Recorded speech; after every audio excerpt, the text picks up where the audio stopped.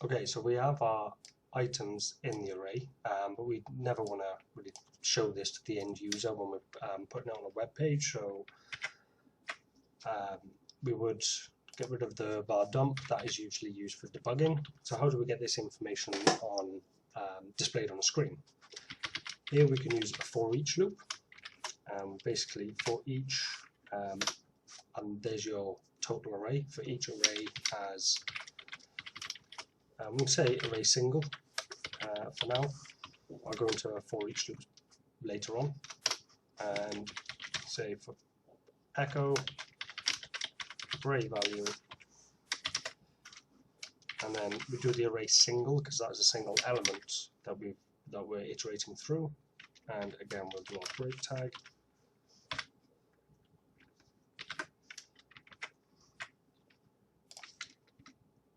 And there's our values.